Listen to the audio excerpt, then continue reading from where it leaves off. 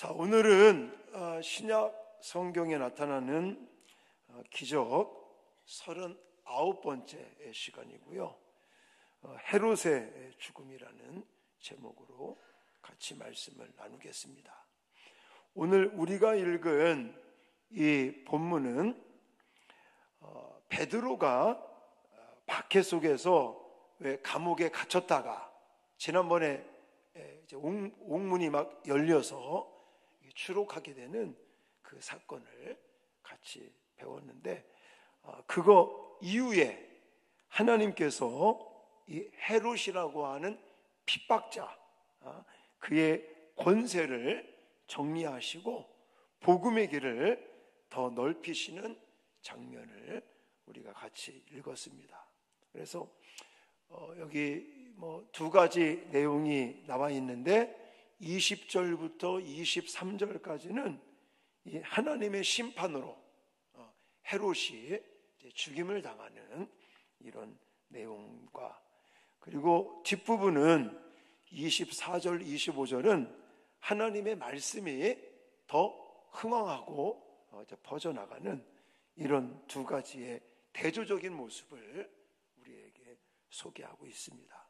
그래서 이거는 따지고 보면 한 사람의 어떤 죽음이라고만 말할 게 아니라 인간 권세에 대한 하나님의 심판으로 말미암아 종말을 맞이하게 되는 것이고, 그거와 대조를 이루는 하나님의 나라는 승리를 한다라고 하는 이 대조적인 의미를 우리에게 같이 보여주고 있습니다. 하지만 저는 이런 사건들을 통해서 두 가지 관점에서 좀 말씀을 드리려고 준비를 했는데, 첫 번째 이 사건을 통해서 우리에게 강조하는 것은 하나님의 심판이 있다는 것입니다. 자, 헤롯은 두로와 시돈 사람들의 환심을 얻고자 연설을 하게 됩니다. 사람들은 그의 연설을 들으면서 뭐라고 감탄을 하죠? 여기 보시면 신처럼 친송을 하면서 사람의 소리가 아니라 신의 소리다라고 외치는 걸 볼 수가 있습니다. 그러나 그는 하나님께 영광을 돌리지 않았고 그 순간 하나님의 심판이 임하게 됐는데, 자, 22절, 23절을 같이 한번 읽겠습니다. 시작. 백성들이 크게 부르되 이것은 신의 소리요 사람의 소리가 아니라 하거늘 헤롯이 영광을 하나님께로 돌리지 아니하므로 주의 사자가 곧 친히 벌레에게 먹혀 죽으니라. 아멘. 22절에 보니까 신의 소리요 사람의 소리가 아니라라고 말하고 있습니다. 백성들은 정치적인 목적으로 아부를 하고 있는 거죠. 진짜 그러겠습니까? 아닙니다. 또 두로 시돈 사람들은 먹을 것을 공급받아야 했다고 합니다. 헤롯에게 먹을 것을 공급받아야 했고, 헤롯의 호의를 얻기 위해서 의도적인 이 과장된 친송을 하고 있는 것입니다. 그러나 성경은 이 장면을 어떻게 치부하고 있냐면 영적 범죄로 치부하는 걸 볼 수가 있습니다.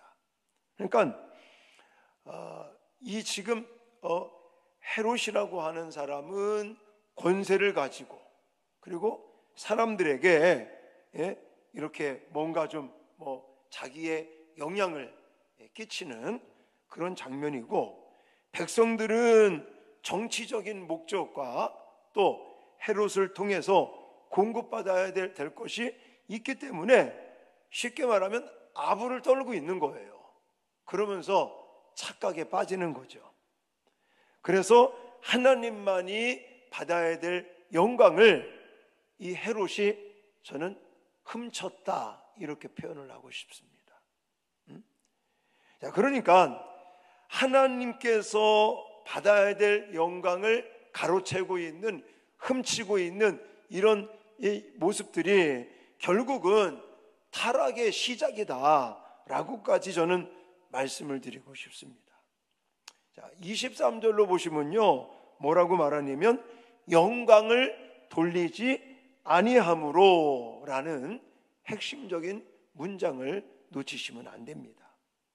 자, 여기서 본질적인 문제는 정치가 아닙니다. 사실은요, 지금 이 내용 속에서 본질적인 것은 외교, 아부, 정치, 권세, 외교의 실패, 흥정의 실패, 이게 아니라 하나님께 돌려야 될 영광을 인간이 가로채고 있다, 훔쳤다라는 것이 가장 큰 본질적인 문제다라고 말할 수 있는 것입니다.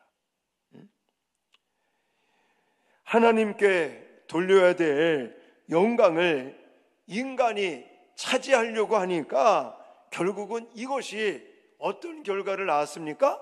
하나님의 심판이라는 결과를 낳았다는 것입니다. 그래서 23절에 보니까 주의 사자가 쳤다라는 말이 나오죠.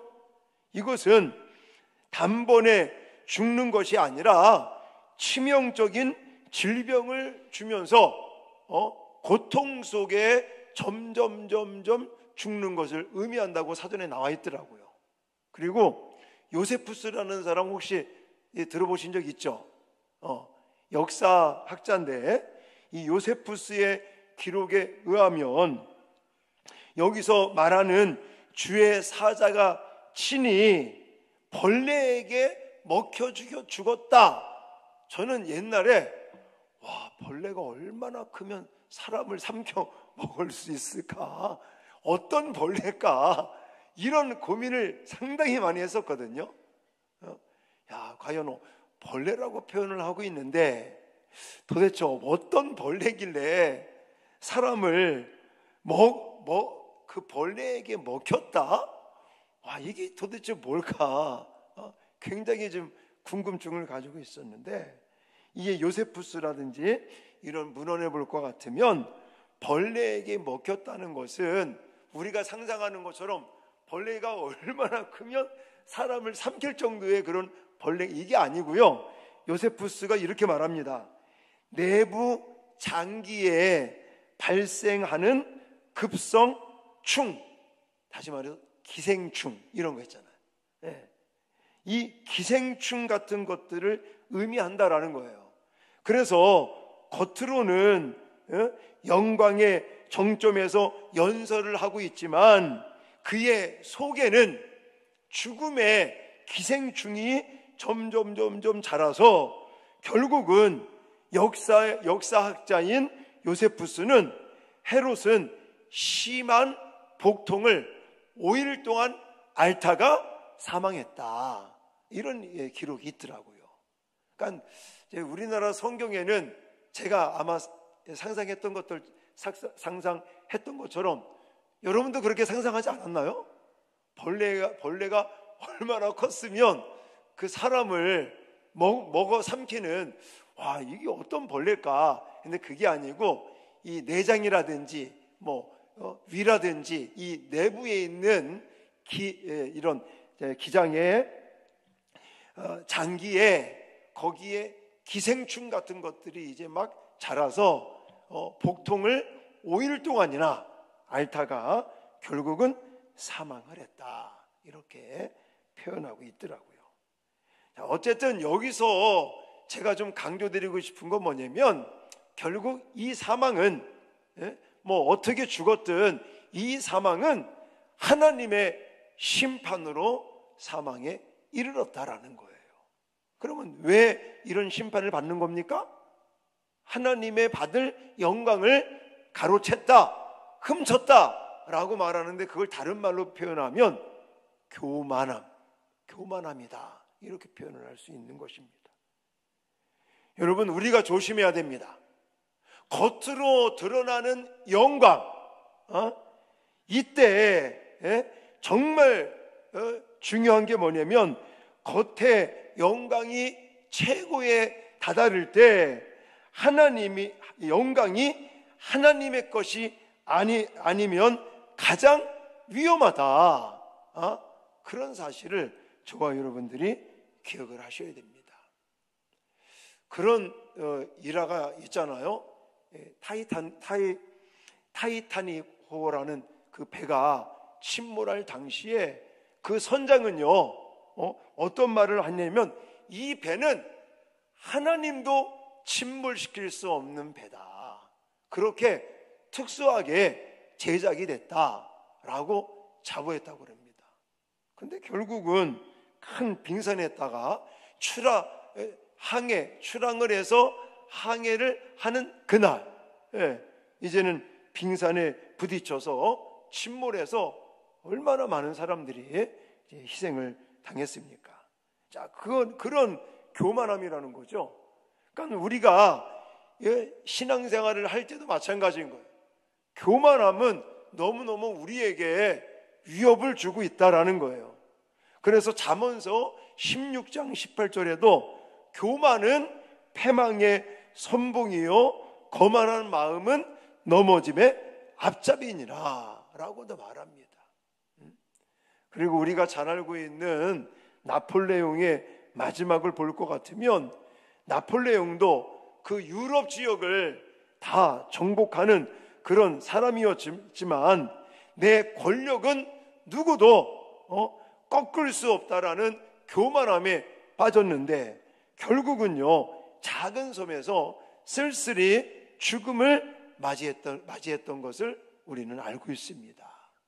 그러니까 교만이라는 게 사실은요, 지금 여기 제가 말씀드렸던 이런 나폴레옹이라든지 또 그 타이타닉 배라든지 또 헤롯이라든지 이런 권력자들이 가지고 있는, 겉으로는 굉장히 영광스럽고 겉으로는 너무나 위대해 보이지만, 그것이 하나님을 무시하고 하나님이 받아야 될 영광을 가로챈다든지 그렇게 돼버리면 그것은 하나님에게 정말 도전하는 것이고, 그걸 통해서 반드시 하나님의 심판을 받을 수밖에 없다라는 것을 우리는 기억해야 될 줄 믿습니다.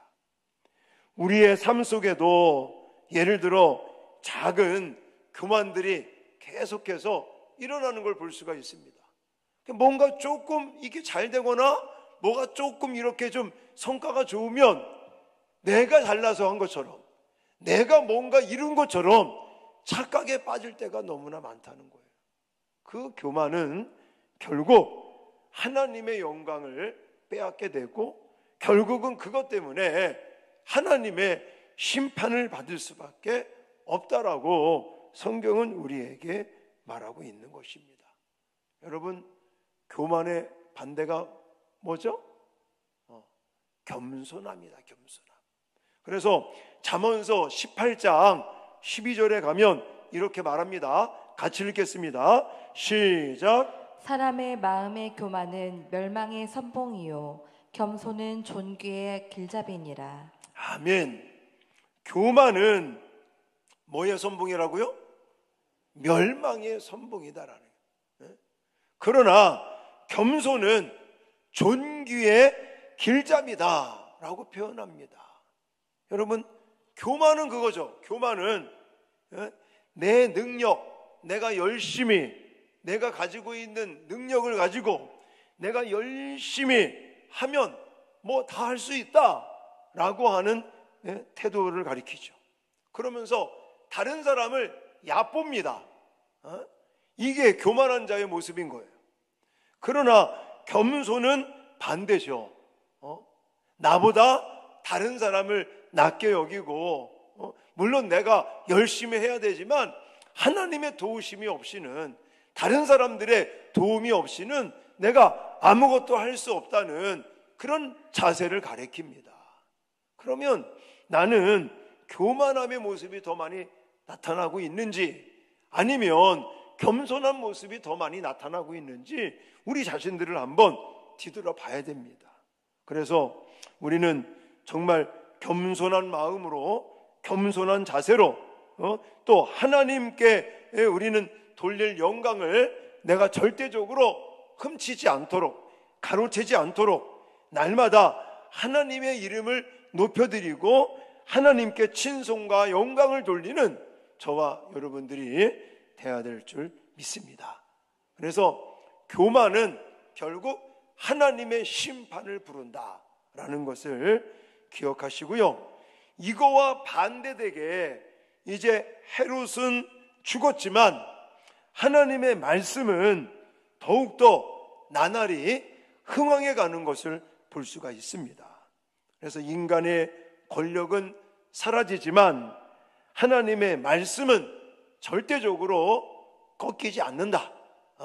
하나님의 말씀은 인간에 의해서 그게 이렇게 막힌다든지 중단된다든지 절대 그러는 법이 없다. 하나님의 말씀은 완전히 흥왕케 되고 결국은 많은 것을 이렇게 생명으로 이끄는 그런 역할들을 하고 있다. 여러분, 중국에 가면요 자유롭지가 않습니다.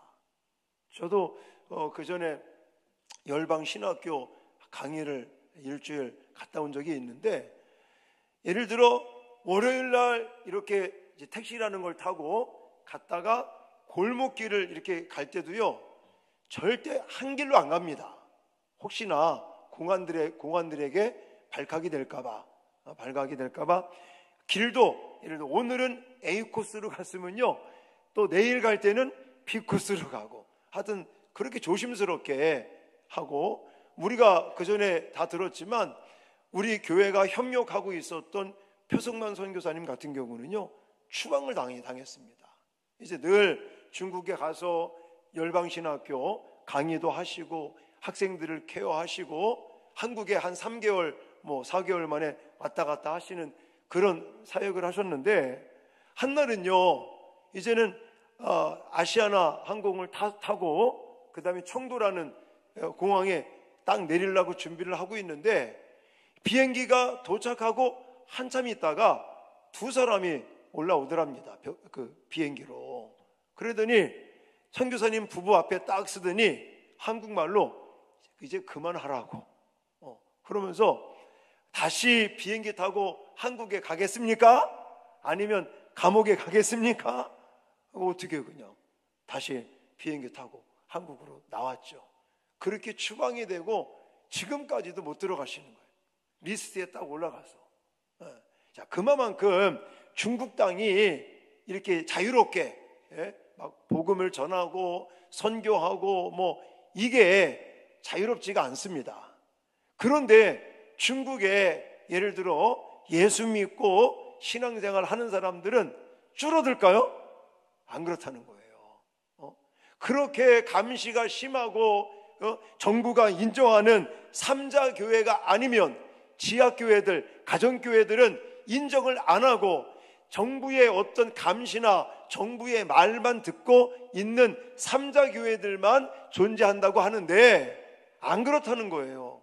그렇게 핍박을 하고 막으려고 애를 쓰지만 곳곳에 지하교회라고 말하는데, 지하교회가 갈수록 점점 더 많이 부흥하고 있는 거예요. 그리고 지금은 목사님들이 못 들어갑니다. 그러니까 저희 열방선교회 같은 경우는 거기 이제 한족, 그러니까 중국 시민권 가지고 있는 한국말을 또 굉장히 잘하시는 분인데, 그분에게 우리가 이제 공부를 시키고 또 안수를 주고, 그분이 이제 학장이 돼서 신학생들을 배출하고, 우리가 후원하면 교회를 세워서 자꾸만 복음이 점점 확장하고 확장해가는 박해가 있지만, 그 가운데 이 말씀은 점점 더 강화되고 말씀은 부흥하고 있다. 그런 것처럼 오늘 본문에도 이 헤롯이 그렇게 야고보를 죽이질 않았나, 베드로를 또 감옥에 가둬서 막 하진 않았나, 이렇지만 결국은 하나님의 심판을 받고 하나님의 말씀은 나날이 흥왕하고 부흥하게 되어 있다. 이것을 우리에게 이야기하고 있습니다. 그러므로 오늘날에도 하나님의 말씀은 세상의 권력이라든지 세상의 어떠한 세력도 하나님의 말씀을 꺾을 수 없고 막을 수가 없습니다. 할렐루야. 시간이 가면 갈수록 하나님의 말씀은 점점 왕성해질 것이고 흥황해질 것이고 땅끝까지 복음이 증거되어 구원받는 영혼들이 더해가며 이제 복음이 지구 한 바퀴를 돌고 나면 하나님께서 재림하셔서 예수 그리스도께서 재림하시고 하나님의 나라가 펼쳐지는 그런 새하늘과 새 땅이 이제 임하게 되는 그런 놀라운 종말의 때가 오고 있다는 사실들을 기억하시기 바랍니다. 그러면서 우리는 날마다 하나님께만 영광을 돌리면서 하루하루 살아가시는 저와 여러분들이 되어질 수 있기를 주님의 이름으로 축원합니다. 여러분, 우리는 하루하루 또 일주일, 한 달, 1년 이 인생을 살면서 우리가 여러 가지 일들을 만날 것입니다. 그럴 때마다 내가 잘나서가 아니라 하나님께서 길을 열어주시고 하나님께서 은혜를 베풀어 주셔서 이런 아름다운 결과가 나왔다는 고백을 하며 하나님께만 영광을 돌리면서 우리의 성공이 내가 잘나서 그런 것이 아니라 하나님의 은혜로 하나님의 축복 가운데 이런 성공의 놀라운 은혜들을 우리가 받았다는 것을 확신하시고 우리는 세상에 복음을 전하면서 정말 겸손한 모습으로 하나님의 영광을 드러내는 저와 여러분들이 되어줄 수 있기를 주님의 이름으로 축원합니다. 여러분, 하나님을 대적했고 하나님의 영광을 가로챘고 훔친 또 하나님의 백성들을 핍박하는 자는 반드시 하나님의 심판을 받게 되어 있습니다. 혹 여러분들 박해를 받는다든지 아니면 핍박을 받는다든지 또 어려움을 당하고 있는 분들 결코 그것 때문에 실망하지 마시고 기죽지 마시고 하나님께서 반드시 심판하실 것을 확신하시고 우리는 또 하나님의 말씀이 끝내 흥왕해진다는 사실들을 잊지 마시고 담대하게 하나님의 영광을 나타내시면서 사시는 우리 모두가 될 수 있기를 주님의 이름으로 축원합니다.